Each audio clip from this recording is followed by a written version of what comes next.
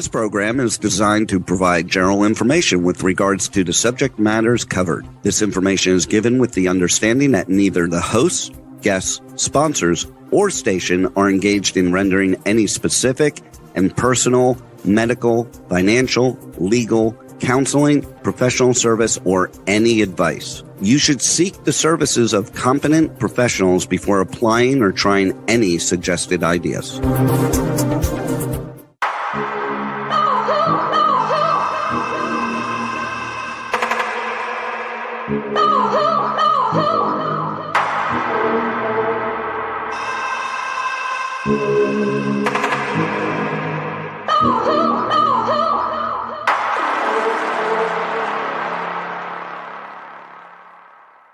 Good morning, true seekers and true crime junkies. Welcome back to another episode of Hit the Road Jack, Finding the Zodiac. I'd like to welcome to the show today Nolan Del Campo. Good morning, everybody. Morning. And Lindsay McBrayer. I don't know why. Hello. Good morning. Are you with us just by phone today? Well, I should show my picture. I don't see your picture. You must have your video off. Yeah, I think my sciatica is bothering me, so I got like all these little patch things on until I can get to my neurosurgeon. Oh my goodness! Check on it. Yeah. You need somebody to drill your butt.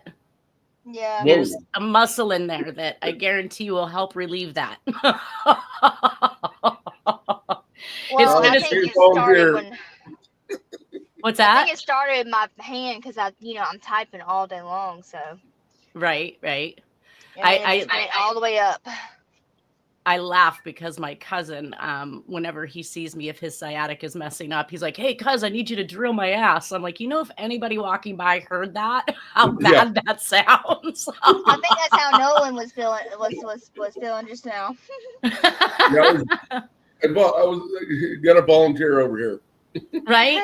Well, there's you can take like one of those hard massage balls and you can actually sit on it and roll around, find the sore spot, there'll be a spot that hurts so bad the second it touches it. You're usually even unaware that spot hurts because you're dealing with the pain of the nerve. But very interesting and very effective. But yeah, Nolan, if you need some help, I'll drill your ass. Okay. All right. Well, we left off last week on your notes, which I thought I'm going to give this another turnaround here. We're going to go back at it because I was looking at some of the things on it and I wanted to kind of just get an idea of how your brain works and how you put these things together. So you can see what's on the screen, right? Mm-hmm. Yeah. Okay. So you had put on here, who is J.G. Schaefer? What was that in regards to the movie, The Borderland? So he was a cop in Florida that was actually turned into a serial killer. Isn't that funny? Really? Yeah. And he was actually a suspect Shocker. he was actually a suspect in well, I guess that like they had contacted the cops in Indian River County at the time of Adam's murder just to see if he had any significance, because they had him running around killing women and tying them to trees, apparently in the woods. Whoa. Yeah. Right. Wow. And What I think part of that's the why he country? was in there, but he's actually a very interesting individual. So I think he was definitely one of those targeted ones that they made crazy. What area? What part of the country Florida. was he operating in? Florida. Okay. And right around the time of the Walsh disappearance, or after? Or? In the early 80s. Mm-hmm. Okay. I think he was an active cop in 78, 79, throughout until they caught him, and then, Where's the psychological test for these individuals? I mean, come on now. We basically employed and tax-paying dollars go to this individual who ends up being a serial killer. Really. We got D'Angelo too, right? I mean, purportedly. Yeah. And they're Former all cop. military backgrounds, some type of law enforcement. It is that every single time. That's crazy.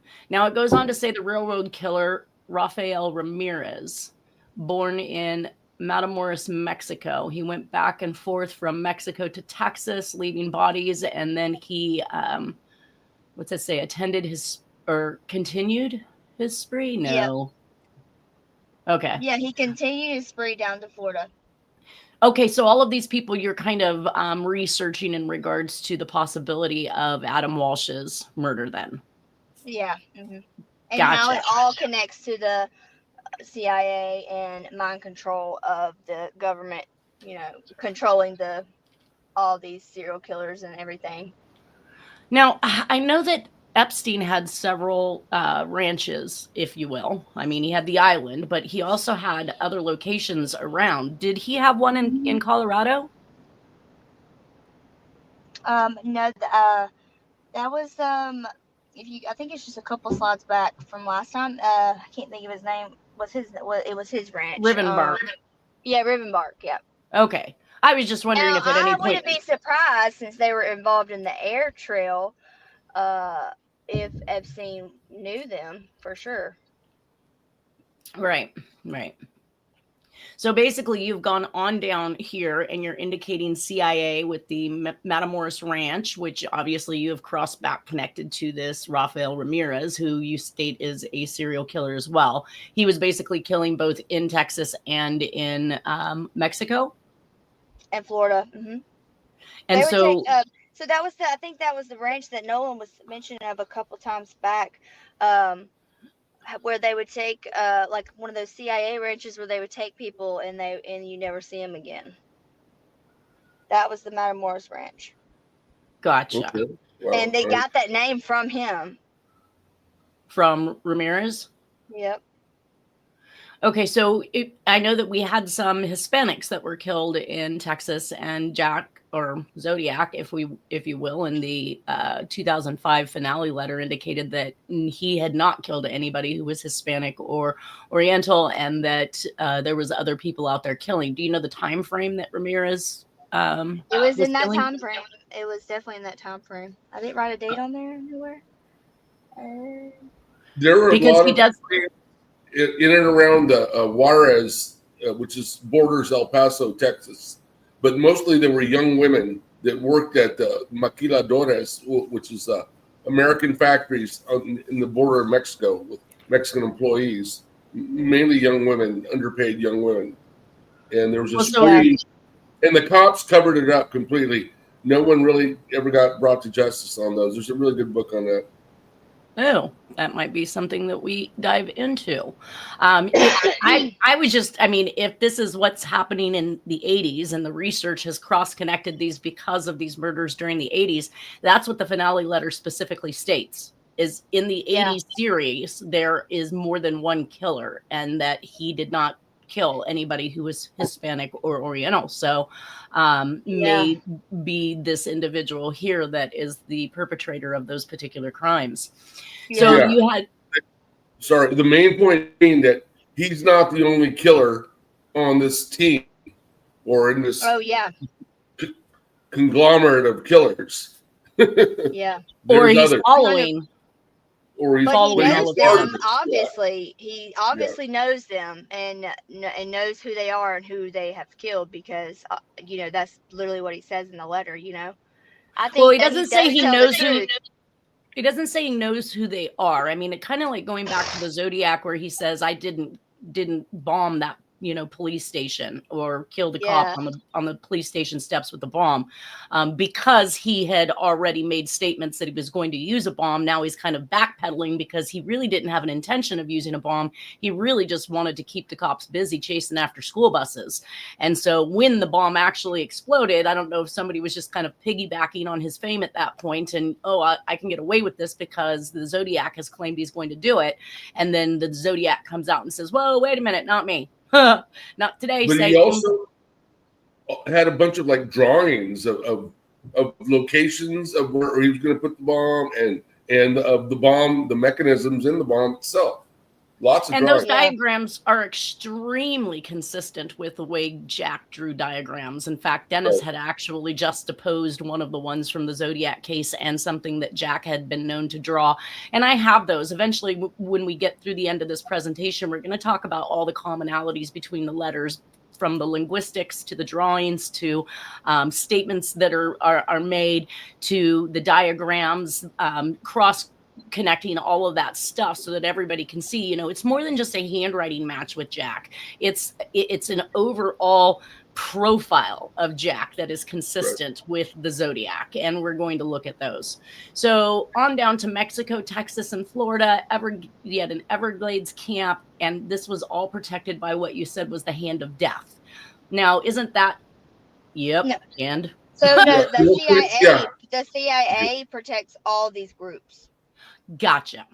Yep. And but real quick, back to Zodiac real quick. At one time, one of the ciphers was decoded to state a location where he was going to plant the bomb to blow up the kids in the school bus. And I think at one time we agreed that was Green Valley Road in Fairfield.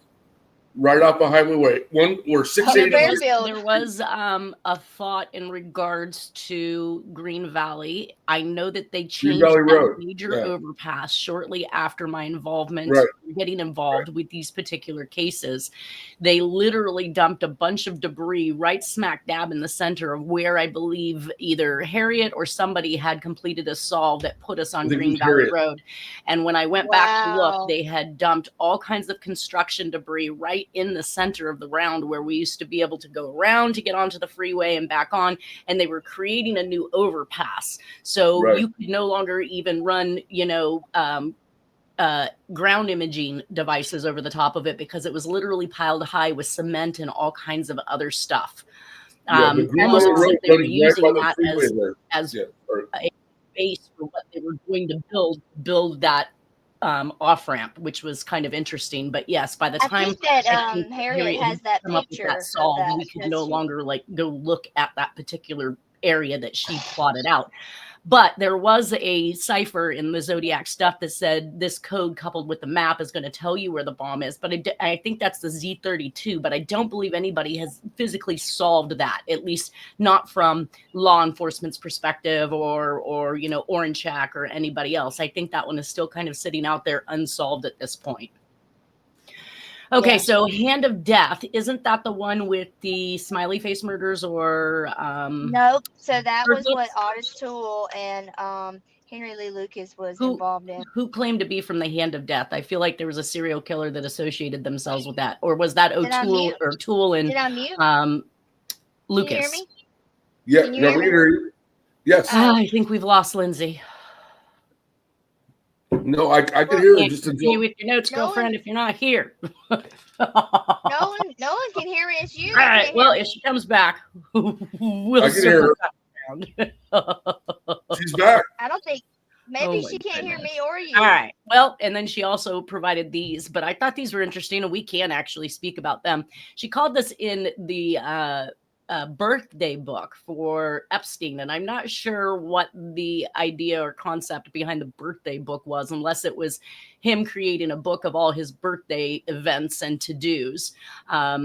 They had kind of one of those fake news articles that says Vanity Unfair, but it looks like somebody else like cut and pasted Jeffrey Epstein's name into each and every single one of these. So I really wanted to find out what the origin of this particular cover was and why. It says things like Jeffrey Epstein's Bloody Summer, Jeffrey Epstein's looks like a chaotic rampage, Bring It On, Jeffrey Epstein, Consume Me, Jeffrey, Intoxicate Me, Jeffrey. It's on the cover of, like I said, it's called Vanity Unfair, that is actually got a picture of Nicole Kidman on it. So I thought that was kind of interesting. Hopefully if she comes back, I can ask her about that. The one that was more interesting was this actual picture over here where they have blacked out another individual's face. And it says he is the boyfriend of, and of course her name is redacted. We think he works for the CIA. Now that would kind of make some sense. I can hear Lindsay. I don't know why you can't. Are you there, Nolan? I'm here. You can't hear me either? Check your speaker settings. You guys, we can hear each other. But Yeah. we can hear you. Nolan, and I cannot hear You can't hear me? my speaker settings. Let's see what's going on. No, I don't. Yeah. I can hear you, Nolan. Yes, I can't. Yeah. All right. Hold on So one it's going to be on second. the net side. See if I can get to this. Hide Yeah. you. Audio. Oh, you're absolutely right. I can hear you You must perfectly. have clicked a button. Hi. Hey, I guess you had to go out and come back in. Okay. But you can hear me, and I think Yeah, I can Juan hear can you, hear yeah. me, and I can hear you. So Yeah, I think was that Juan in the chat? I think he was, yeah, Nanette he can can hear hear us. us too. Okay, now Yeah. okay. Now I can hear Now you. we're good. I don't know Okay, what's there we going on. go. I can hear You can everybody. hear me too? Okay, good. I don't know what happened there. I just evidently lost everything. You can All go right. back to that one. There you go. Yeah, we've gone Yeah. back to the notes. All right, so So as soon as you were asking who was the part of the hand of the death, that was whenever you went out. Like I guess you couldn't hear me, but I was saying Otis Toole and Henry Lee Lucas. okay, that's what I also thought. the ones that were blamed about those several murders in Texas. Okay, And then that you those, said yeah. works into Finder's Cult. And that goes to Finder's Cult, just because of the CIA, and the Virginia. I don't know if I don't know if you've researched the Finder's Cult. I assume maybe Nolan is probably more familiar with it. I don't know. No. Yeah, it's very hidden. CIA. It's in and they only released a few documents from the CIA in that case. Is where they were mysteriously, these guys were in this van near Virginia, in Fairfax, that area, and and they had these random children in their little van, and they claimed they made this whole fabricated story up about whose children they were and that they were something that they were doing good, and so they were just let go, and later investigated very briefly, and it was a lot of researchers linked it back to the boys club, and that they were having these boys there and having these political figures and that type of thing come to visit and get their little whatever they do, for political Basically blackmail. pedophilia. Yeah. Yep. And that you have connected to Cuba with Fidel Castro and Haiti. It says CIA wanted him dead, avoided all assassination attempts. What does that mean to you? Fidel Castro. I meant, so Fidel Castro avoided all assassination attempts? Yeah. It's just like a mirror. It's kind of like a mirror of what they did to Trump. They tried to, we know they've tried to assassinate him many times, and many times that are not reported. So I think what happened after they killed JFK, that they pretty much didn't worry about Castro as much anymore. It was when JFK was alive, because JFK was exploring behind the scenes normalization of relations with Cuba. And that's the one thing they did not want. So, but once JFK was dead, that wasn't going to happen anymore. So they backed off their efforts to assassinate Castro at that point. They still had thoughts, but they never really followed through. Was it before or after JFK that they that Castro had shut down all the casinos, the mobsters' casinos and hotels? Oh, way before. It was like 1960. He shut them down. Gotcha. The year JFK was assassinated. During his first year in office, he took over in '59. Within the year, that's why the mob was so mad at him, because they got kicked out of Havana. It's free money, baby. Don't mess with my free money. Is that, one of the guys that I believe is involved with the assassination? He's also a plumber in the Watergate break-in. He was a henchman for the mob. He used to run or be the muscle at a couple of the casinos. Frank Sturgis.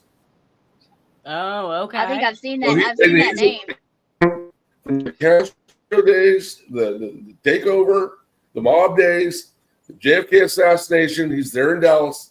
And then he's one of the plumbers in the Watergate break-in. Frank Sturgis. Wow. And that's the CIA operating on land. Oh, yeah, he's here, CIA's. right? Sturgis is a straight-up CIA operative, yes. Because CIA is not supposed to be operating on U.S. soil, right? They were meant for... Oh, yeah. And that's why they have all these connections to these foreign governments. Gotcha.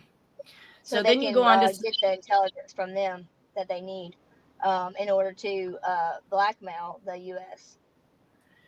So then that connection then works into what you had stated was Nazis and CIA, which I think you just briefly explained. In If Together, CIA controlled Haiti for American corporate interests, not actual interests of the United States government. Yeah. Yeah, that's where the Clintons come in. But also, even way before that, back to the JFK assassination, one of the controllers of Lee Harvey Oswald and Marina was the Mohrenschildt. And Mohrenschildt was an engineer, and it was in the oil industry.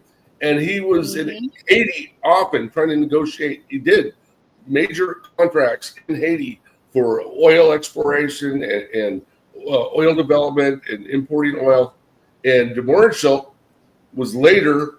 he was going to be interviewed by a prominent journalist in regard to the JFK assassination. And the day before that interview, he was found dead. He was suicided. He was shot in the face with a shotgun. But it's been proven that he was the primary Dallas connection with Lee Harvey Oswald. He was affiliated. Wait, I know what you're thinking. Go ahead, Nick.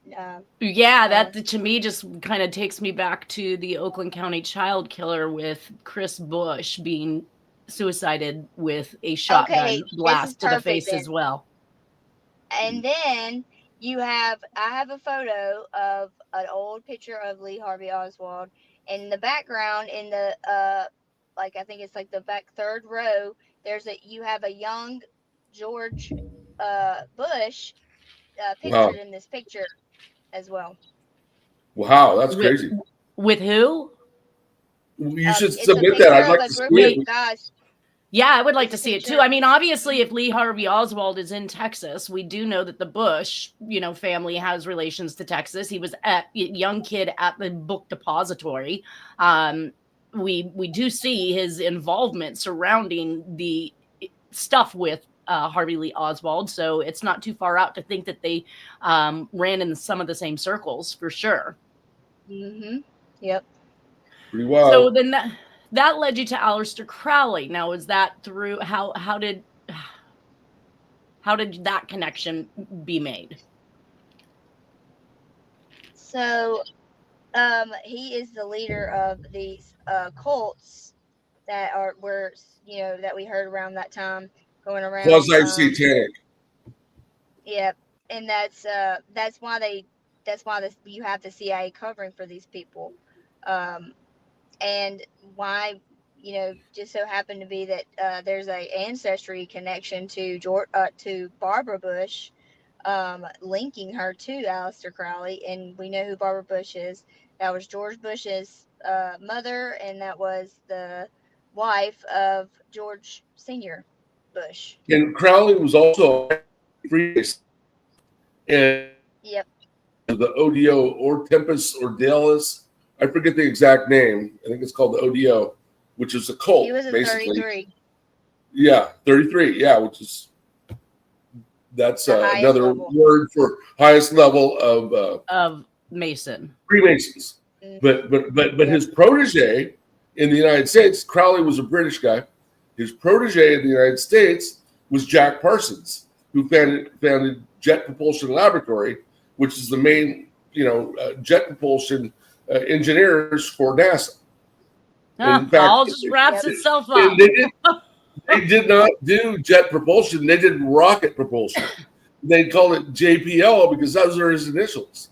That was the inside joke. It stands for Jack Parsons Laboratory, not jet propulsion. Because they're not doing jet propulsion, they're doing rocket propulsion. Huh. Yeah. And he ended up dying in a lab accident at his home under suspicious ways. But he was like the second highest ranking ODO guy after Crowley. And he was trying to do these weird experiments to attain the highest level of ODO and the cult stuff that they were doing. And it's a great story. We can have a whole episode. Well, and that's why they and his affiliations with NASA and whatnot. Yeah. And that's why you have the CIA here communicating with them and in order to cover for all of these operations. And they're getting this intelligence from these other people, like he just said, of these other scientists, these foreign scientists, in order to do things to America under these operations, but secretly through these other intelligence agencies. I've always wondered, kind of like the Boy Scouts, how many badges did you have to get to what level of Masonry in the Freemasons? My grandfather, I have his, it's an apron basically, or I'll call it an apron because I don't know what they referred to it as, but it indicates that he was a 32nd degree Mason. What do you have to do to get that high? I don't know, but most astronauts are Freemasons, if not all. And many of the muckamucks at NASA are 33 level Masons. And one of the astronauts on the moon missions took actual Mason flag up to the moon with him. I thought these were stone builders. How do you go from NASA to stone building? It went way beyond that. Yeah, it goes way back to true Masons. Yes, they're the ones that built Washington D.C., but they designed the city in such a weird way that you could tell already that it was already very cultish and different weird. You guys, I just had to share. Juan said, "One step at a time." It is. It's a lot to take in because it's been going on for so long. That just it goes back to Europe. Yep. All right, so you have and then that goes all the way back through the Clintons and all the way up to now, because I've actually went to a hole where the events that happened last week actually links back to some of these things.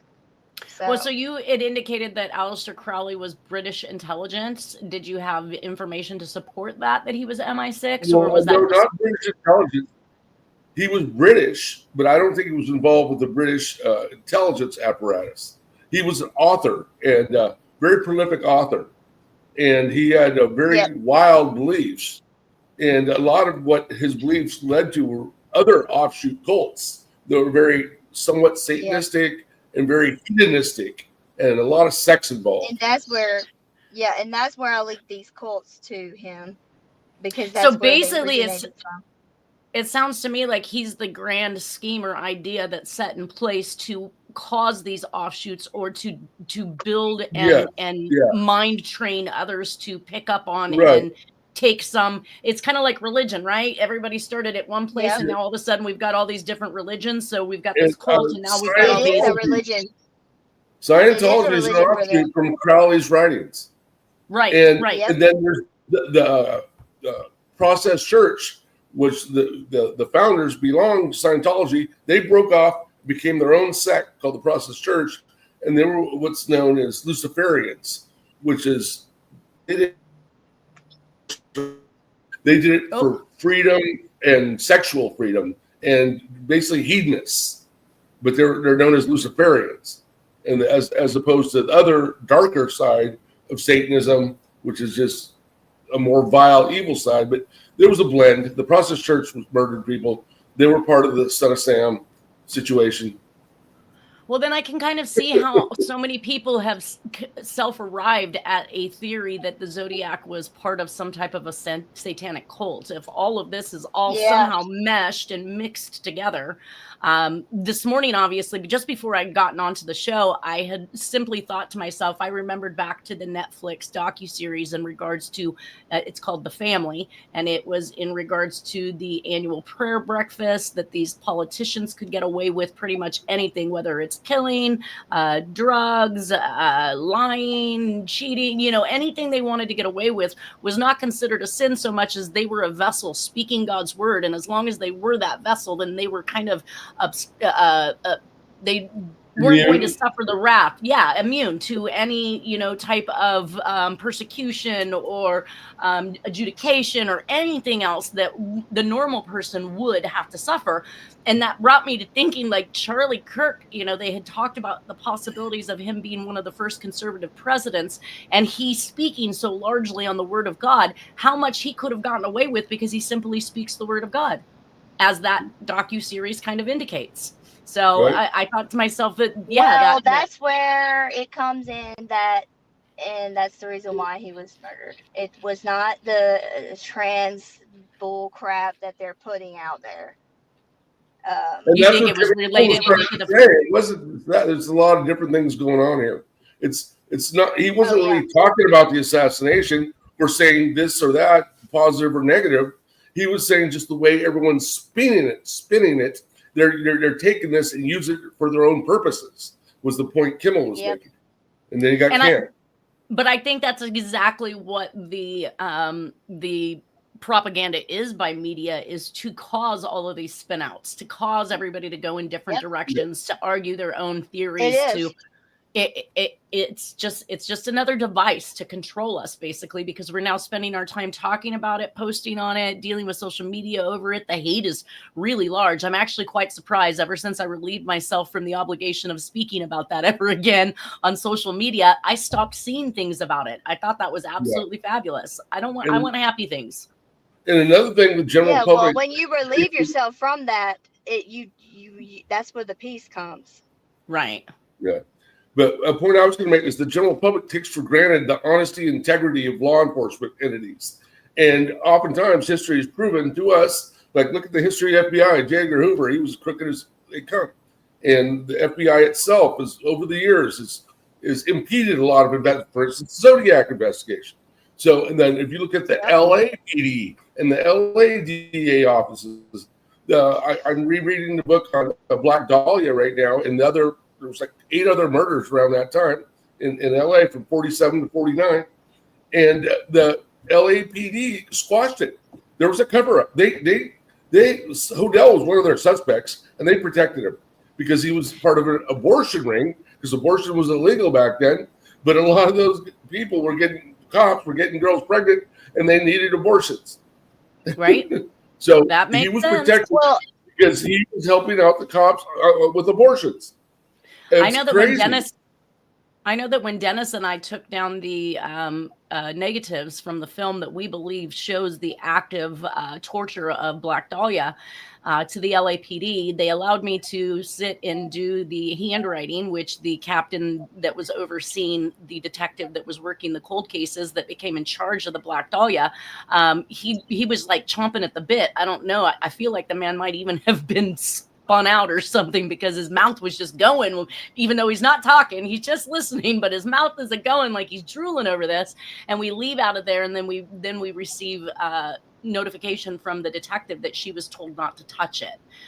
So you're right about them squashing things, and he literally, basically ordered her that she will not investigate or research anything that we brought in regards to that case. And that really busted her chops, because she honestly thought that she was going to do some good in the case. Kind of like I think I felt when I realized that Jack's writing was such a match, and that his overall everything about him was consistent with what we were looking for in the Zodiac killer. So, to know nobody wants to pay attention and nobody wants to investigate it is very disheartening, because we're bringing them the evidence that they need to take a look at this stuff, and people just don't want to investigate it. Unlike Deborah Perez, let's give her 100 hours. I mean, the woman saying one year she's JFK's love child, and then the next year she's the daughter of the Zodiac killer. Come on, somebody pick something here. So is what she's saying is that JFK is the Zodiac? I mean, come on.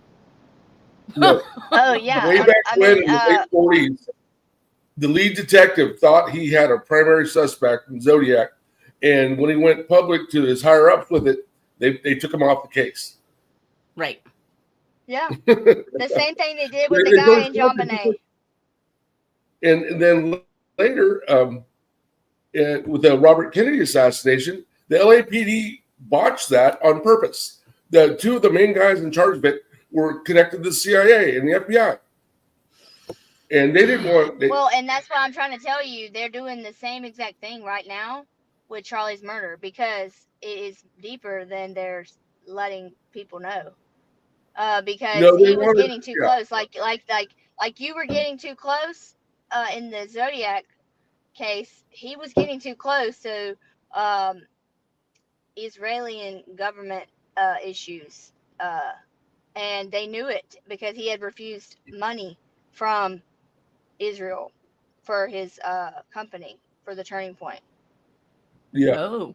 And they want to paint him as a crazy left-wing radical with an agenda.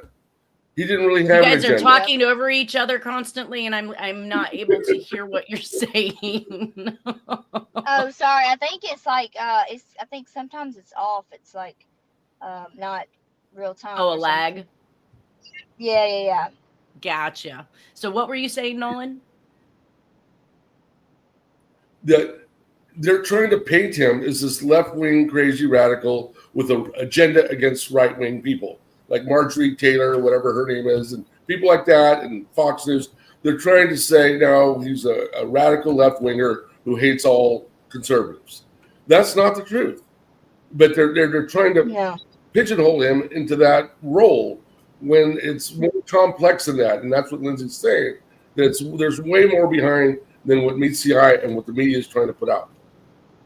So you believe that he was offered money. So is this kind of like the theory that Adam Walsh was killed because John Walsh refused to run drugs for the Bahamas? I mean, yeah, it could be. I don't know. Like, I don't either. I'm not sure where that evidence came up about Israel and him turning down money. Is that just another one of those conspiracy theories that are flying out there, or do people have proof of it? No, I have proof. I have proof, and Candace Owens has proof, if you know who that is. I don't. I don't watch the news, you guys. I don't know who anybody is. She was thrown in there to be a candidate for something at one time, and got pushed out because of her truths that she had. Gotcha. So now she has a 1 million view podcast right now. That's why I was like, that's why I thought you knew who she was, because most people do, but she is putting out receipts. So.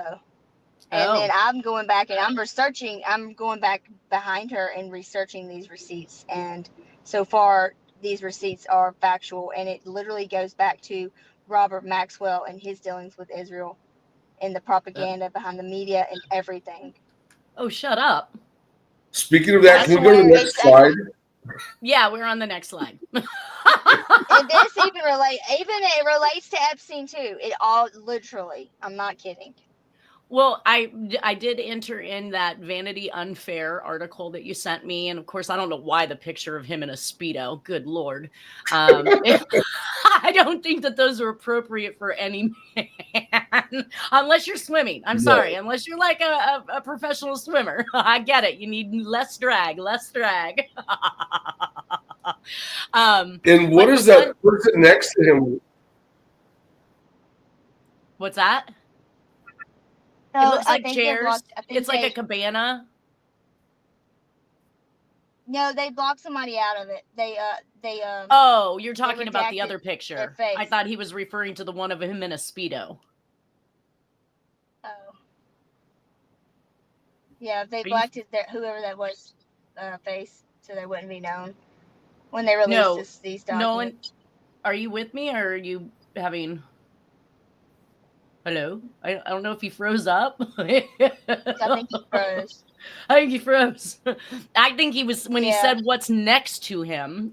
He wasn't referring to which picture that was. Yeah, I think he froze up really well. Oh, no, I see there you are. Okay, so which picture were you talking about? What's next to? No, that's Nanette. On the far right. Where the face blacked out, the person that's with Epstein. What is that person wearing? Hold on. It's a dress, but it's a horrible, like, curtain dress. So this came from the book. Crazy. It's almost That's like what a I'm body gonna bag. find out. Birthday book. You called that the birthday book, and what do you mean by birthday book? So on his 50th birthday, Ghislaine Maxwell put together of all his buddies and friends and associates that wrote. She wanted a piece from each of them to put in this book to make for his 50th birthday, and so all these pieces were put in from all these different people as to wishing him a happy 50th birthday. So this Vanity Fair one was put in by And one of them was from Trump. British. Hold on. There is one from Trump. Well, no, but the Vanity Fair was put in by who? It was put in by I don't know what they call it in Britain. Who is like the president of Britain? I don't know what they call it, but that guy is the one the prime minister put this in. Yeah. Yes. Oh, interesting. And so he had like a whole like 3-page letter to go with it. And so we have you had mentioned Trump had put something into this book. Yeah, but the media it's been out there recently in the public. Dang me, not watching the news. This whole 300-page book is out there. Oh, gotcha. So you just kind of been going through it and finding. You know that it's on the .gov website release. Really? Okay. Yeah. And so this picture to the right, there's a lot in there, girl. There's a picture of him next to a female, and that's what you see him standing next to. And her face has been blacked out. Her name has been redacted from the actual photo.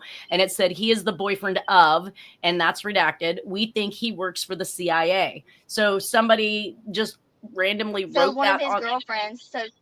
So Ghislaine even reached out to old girlfriends for this book, so they could put their birthday wishes in the book too. It goes all the way back from his birth all the way up to 50, from all these people that he's met up until 50, and that was like the purpose of this book for his birthday. And a lot of it was salacious too, very sexual oriented. Yeah, gotcha. But I just pulled this this person that added this to their part of the birthday wish, because of what they added in and what they put in here, and it was very kind of disturbing. If you want to read it out, in that. Which part? Of the Vanity Fair, like who, Jack the Ripper, was it at Jeffrey Epstein, Al Qaeda in South America. Perpetrated by Epstein. Jeffrey Epstein stole my heart, and then bring it on, Jeffrey. Consume me. So it's like somebody was. It kind of sounds like somebody is just making him the mastermind of all kinds of things, that he is potentially responsible for all kinds of things in a joking way. As a joke? Yeah, in a joking way, but it's still. But I don't think, as what we know now, I don't think it was a joke, really. Yeah, because it's kind of biting. Right. Yeah. Well, and to say we think he works for the CIA almost kind of takes us back to he was nobody until 1996, and then poof, he's on top of the world and becomes one of the richest people in the United States, basically. Who knows as far as worldwide is concerned, but it sounded to me like he had an endless supply of money.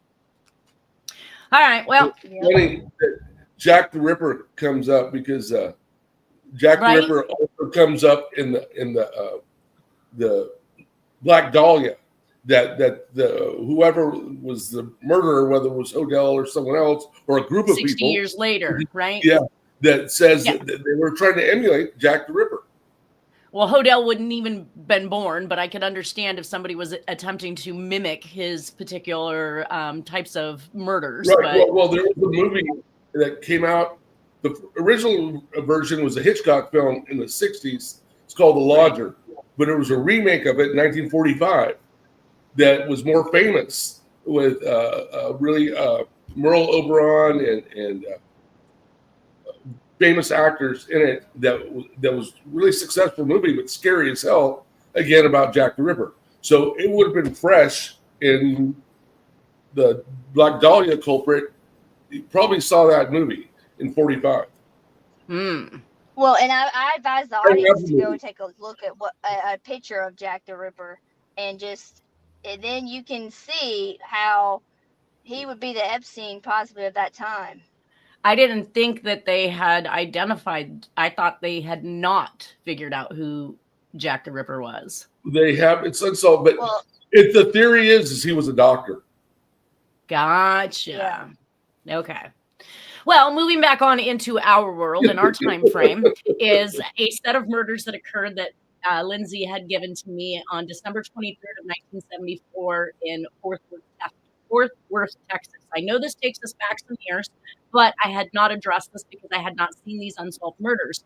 And I did do a little research within the presentation to see if I could figure out what Jack was up to. But they went missing from a mall and they were parked in the Sears parking garage, which is probably why you tied this in because of the Adam Walsh abduction at Sears, right, Lindsay? Mm-hmm. Yeah, it was very eerie.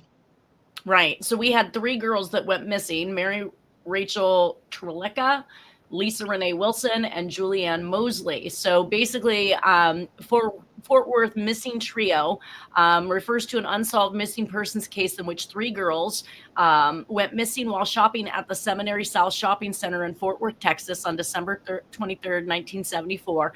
The car that the girls had been driving was left behind in the parking lot at the mall, and the girls themselves have not been seen since. So I went back to 1974. This is a very busy year for communications from the Zodiac. We had the Citizen letter, the Urbane letter, we had the Count Marco letter, the Donna Lass Christmas card on December 18th of 1974.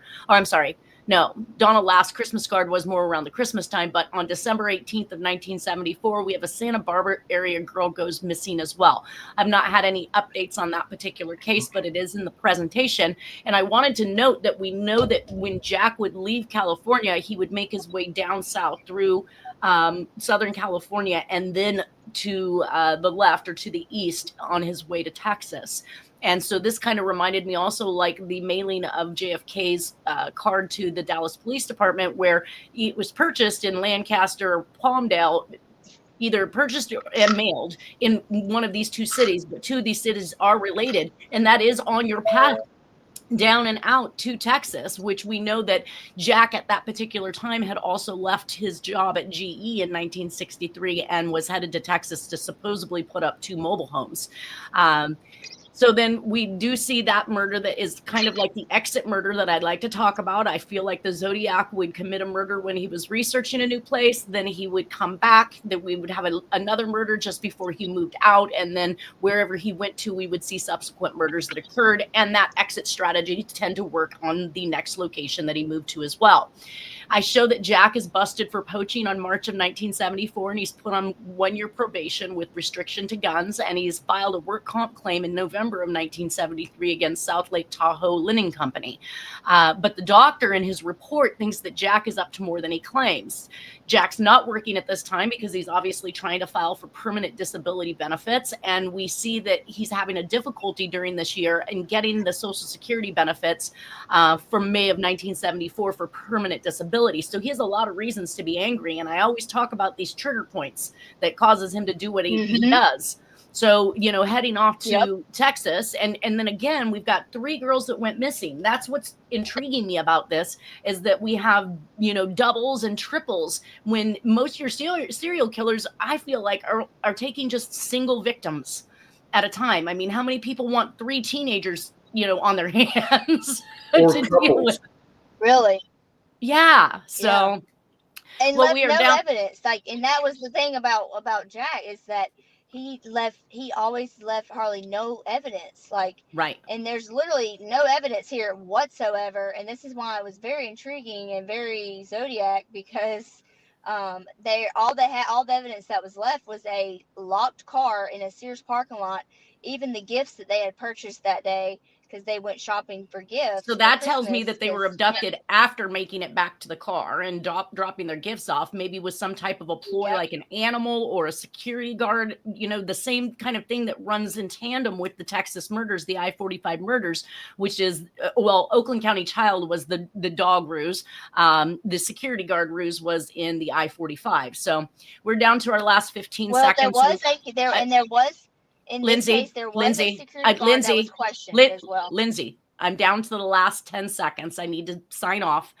We can pick this back up next week. I want to thank you both for being here. Lindsay, if you want to join us again next week, we'll continue on with this. But everybody have a wonderful weekend, and we'll see you next Friday. Adios.